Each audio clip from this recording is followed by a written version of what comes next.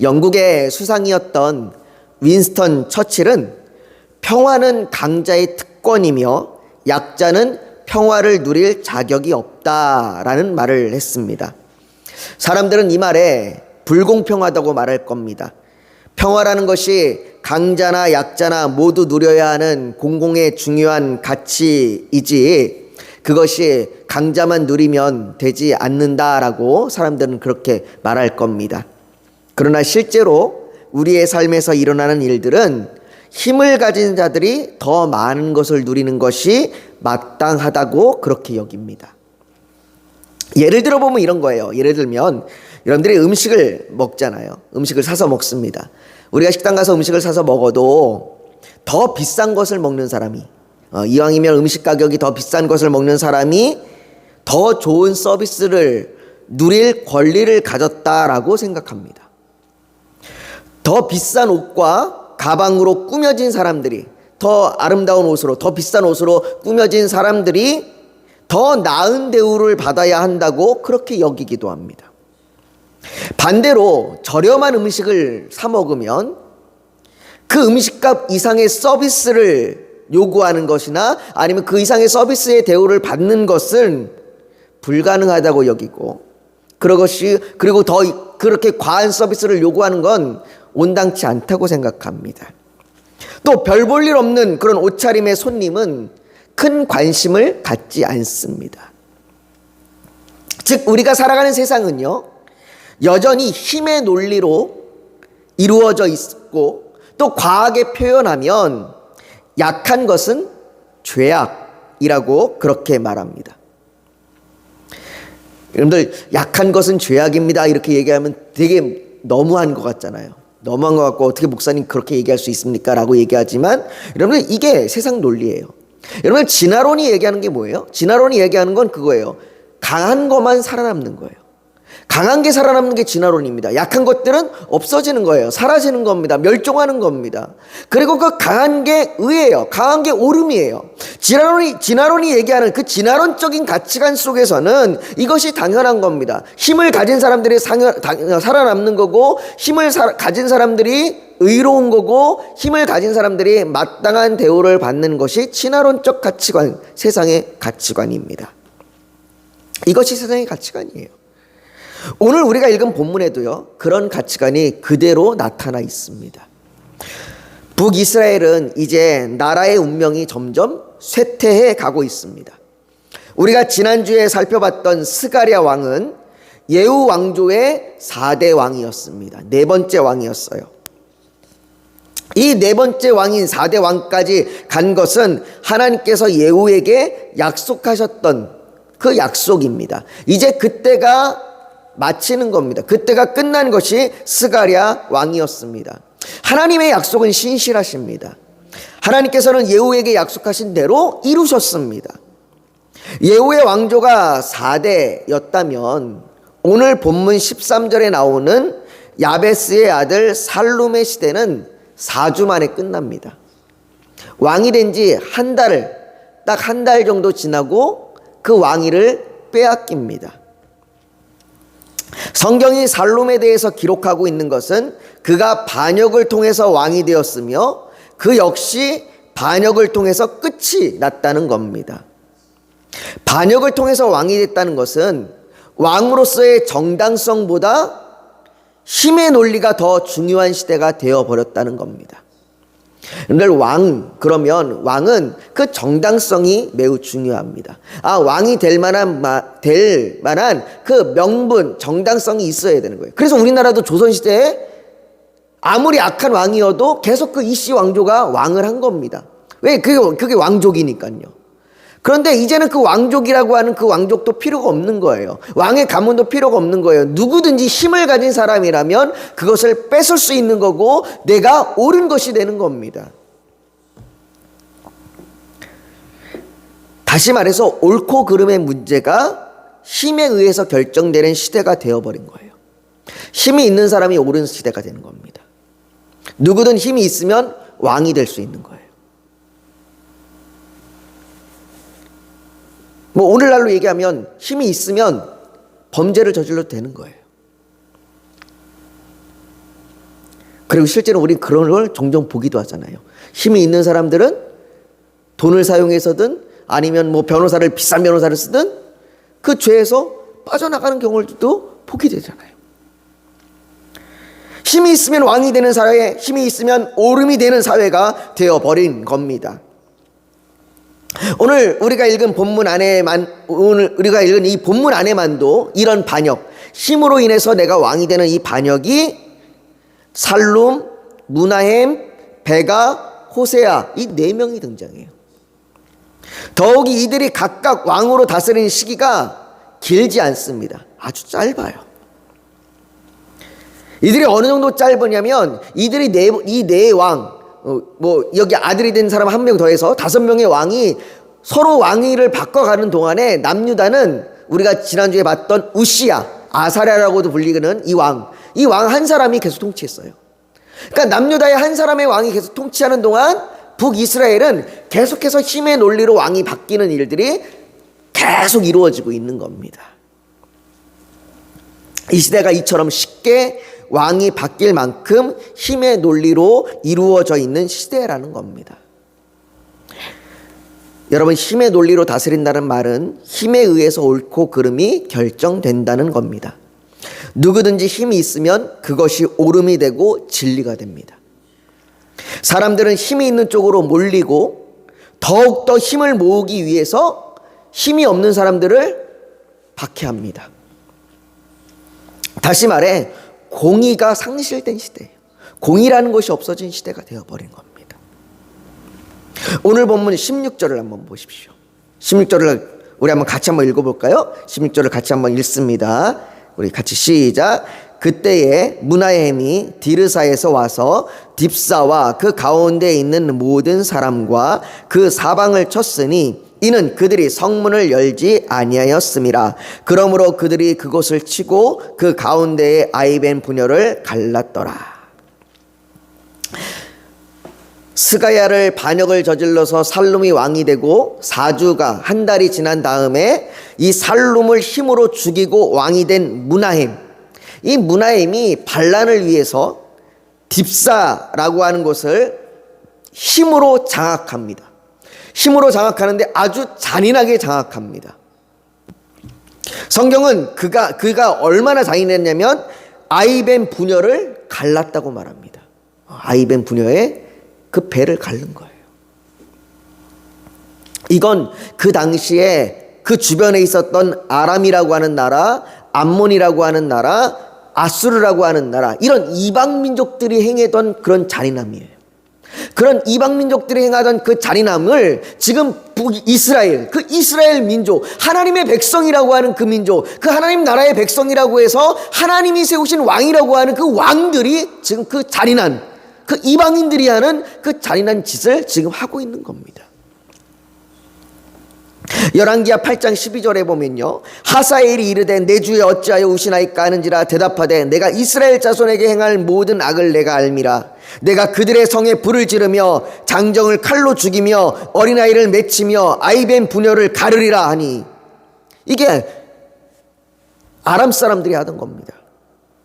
아모스 1장 13절에도요 이렇게 얘기해요. 여호와께서 이와 같이 말씀하시되 암몬 자손의 서너 가지 죄로 말미암아 내가 그 벌을 돌이키지 아니하리니. 암몬 자손의 서너 가지 죄가 있답니다. 그 죄가 어떤 거냐?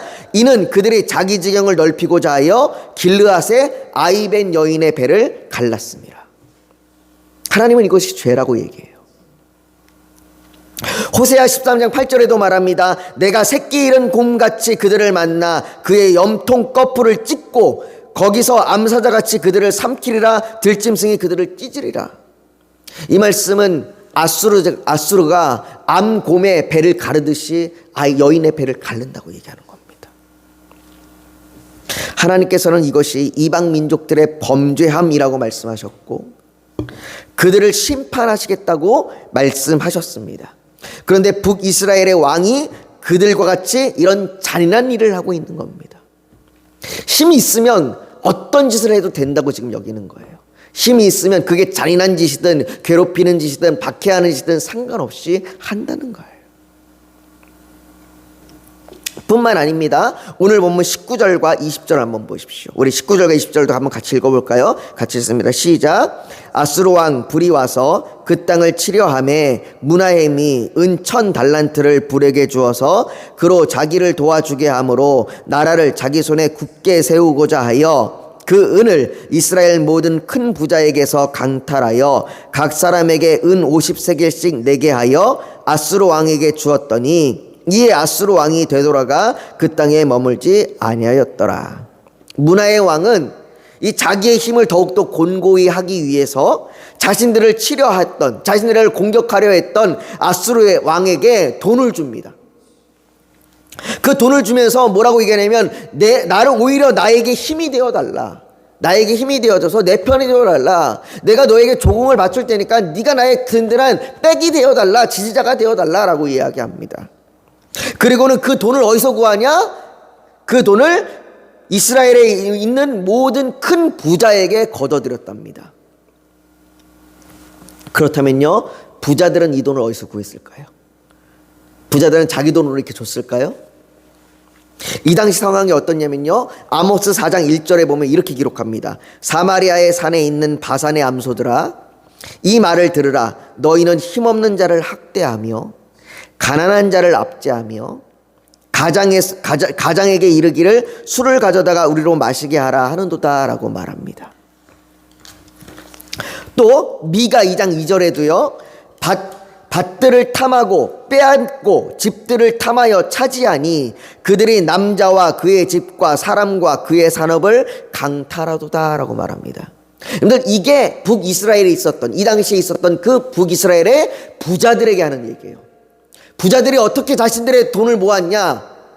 가난한 자들을 압제하고 가난한 자들을 강탈하고 가난한 자들의 산업을 빼앗는 겁니다. 결국 므나헴 왕이, 이 왕이 자기의 힘을 곤고히 하기 위해서 결국은 가난한 자의 힘이 없는 백성들의 그 재산을 약탈하고 뺏어서 지금 주고 있는 거예요. 힘을 공고히 하여 오랜 세월을 다스릴 것처럼 그렇게 기세가 등등하지만, 그래서 그렇게 백성들의 것을 강탈하고 빼앗아서 자신의 그 백그라운드를 만들지만 그 므나헴의 통치도 10년 만에 끝이 납니다. 10년 만에 끝나요. 그나마 아들 부가히야에게 왕위를 물려줘요. 근데 그 부가히야에게 왕위를 물려줘도 그 아들은 2년밖에 통치를 못해요.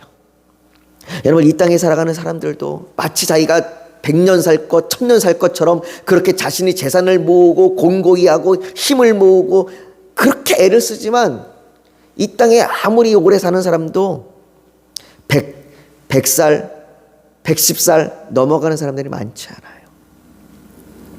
어차피 우리의 인생은요, 오래 살지 않아요.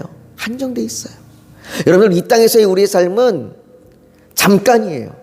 이 땅에서의 우리 삶은 오래 가지 않아요. 우리의 삶은 어디서 오래 가느냐? 영원한 하늘나라에서 오래 가는 거예요. 믿는 자는, 하나님의 택함 받은 자들은 영원한 하늘나라에서 오래 사는 것이고, 믿지 않는 자들은 영원한 지옥에서 오래 사는 거예요. 우리의 삶은 이 땅에서 살면 짧고 영원한 삶이 우리에겐 있는 거예요. 그러나 우리는 영원한 삶을 기억하지 아니하고 이 땅에서 내가 마치 힘이 있는 자처럼, 누리는 자처럼 그렇게 살아가는 것이 이 땅의 인생들 아닙니까? 그것이 지금 므나헴의 모습이고 부가히야의 모습이에요. 힘의 논리에 따라 그렇게 살아가는 사람들, 또 그렇게 살아가는 사람들은 또 역시 힘의 논리에 의해서 또 눌립니다. 부가히야도 2년밖에 통치하지 못한 이유가 그가 또 반역을 당하기 때문이에요. 그것도 가장 안전하다고 여긴 그곳에서 죽임을 당합니다.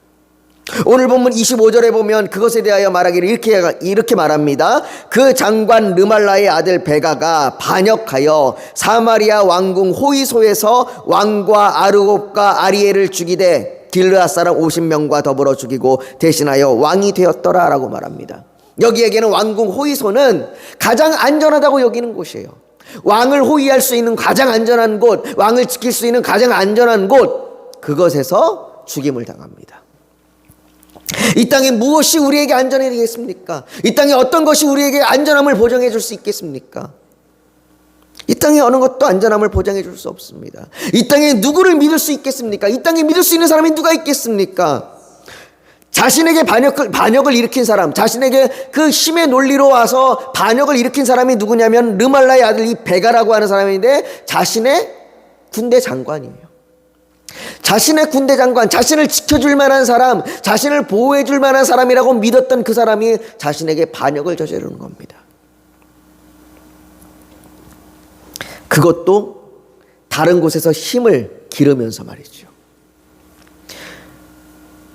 27절에 보면 이 반역을 일으킨 베가가 20년을 통치했다고 얘기하는데 역사 자료에 보면 그가 통치한 기간, 그가 북이스라엘에 다스렸던 기간은 8년밖에 되지 않아요.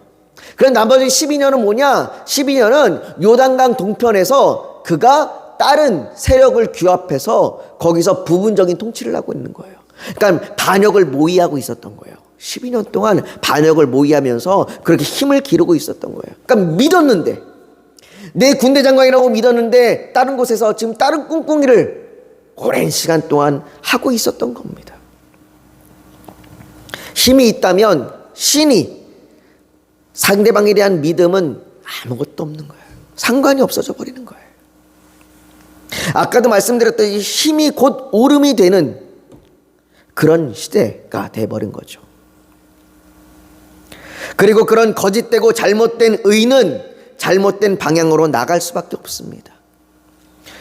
오늘 본문 29절에는 이렇게 반역을 한 이스라엘 왕 베가 때에 아수르 왕 디글랏 빌레셋이 와서 이온과 아벨벳 마아가와 야노아와 게데스와 하솔과 길르앗과 갈릴리와 납달리 온 땅을 점령했다 그래요.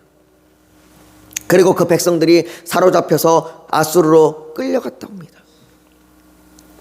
베가 왕은 반아수르 정책을 폈습니다. 뭐 그 정책 자체가 나쁘다라고 그렇게 말할 수는 없습니다.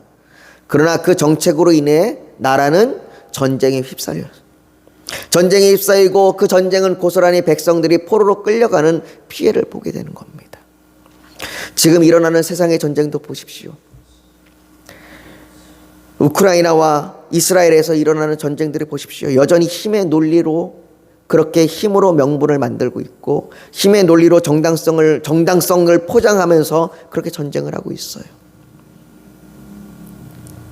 이스라엘의 전쟁이 신을 대변하는 전쟁이에요? 아니에요.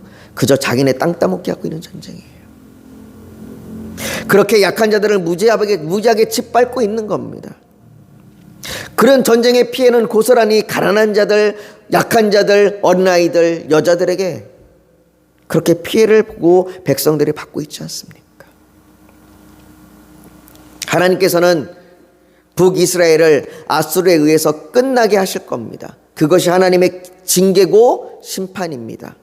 그러나 그들이 아수르와 전쟁을 하고 포로로 끌려가는 것은 그들이 하나님의 뜻을 알기 때문에 그리로 가는 것이 아니라 그들의 죄 때문입니다. 그들은 그들의 죄악으로 인한 결과를 받는 거고 하나님께서는 그들의 죄악을 통하여서도 하나님의 선하심을 이루어 가고 계시는 거예요. 베가의 힘의 논리 역시 똑같이 그도 역시 반역을 당합니다.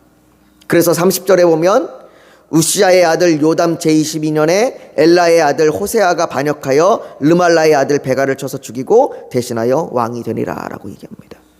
계속해서 반역이 일어나고 계속해서 힘의 논리로 왕이 바뀌는 일들이 반복되어 일어나는 겁니다. 여러분들 오늘 본문에 등장하는 이 왕들은 자신이 대단한 힘을 가진 것처럼 그렇게 반역을 저질렀습니다. 그리고 그것이 옳게 여겨졌습니다. 그러나 성경은 이런 힘의 논리, 이런 힘으로 의한 의가 되는 이들의 모습을 기록하면서 하나같이 여호와 보시기에 악을 행하여 라고 기록합니다. 여호와 보시기에 악을 행한 거예요. 여러분, 하나님께서 이스라엘에게 왕을 주신 것은 왕에게 많은 힘을 주기 위해서 왕을 주신 게 아니에요. 이스라엘의 왕은 자기의 힘으로 자기의 힘을 축적하고 자기의 힘을 모아서 그렇게 다스리는 자가 아닙니다. 이스라엘의 왕은 하나님의 뜻대로 다스리는 사람들이에요. 하나님의 뜻대로 하나님의 그 하나님의 그 다스림대로 다스리고자 하나님께서 이스라엘의 왕을 주신 겁니다. 다시 말해서 힘과 권력, 그들이 가지고 있는 힘과 권력이 의가 되는 것이 아니라, 그 힘과 권력이 옳음이 되는 것이 아니라 하나님의 뜻이 의가 되는 거고 하나님의 뜻이 옳음이 되어야 하는 겁니다. 그러나 그들은 그 하나님의 뜻, 하나님의 의가 아닌 자신의 힘, 그 자신의 힘이 의가 되어 버린 거죠. 오늘날의 시대도 이때와 별반 다를 게 없습니다. 여전히 이 세상은 힘의 논리로 다스려집니다. 오늘날은 누가 힘이 있는 사람입니까? 가진 자가 힘이 있는 사람이에요. 가진 자가. 그것이 돈이든 권력이든 정보이든 가진 자가 힘이. 그래서 돈이 많은 부자들이 힘이 있는 거고, 많이 배운 학자들이 힘이 있는 거고, 명예를 가진 사람이 힘이 있는 거고, 뭔가 하나 손에 쥔 사람들이 힘이 있는 거잖아요. 점점 사람들은 자기가 뭐 하나 쥐면 그게 오름이 돼서 사람들에 대해서 막대하고 학대하고 무시하고 멸시하는 일들이 일어나잖아요. 심지어 아주 작은 것을 가지고도 식당에서 자신의 그 갑질을 하는 일들이 얼마나 많이 이루어집니까?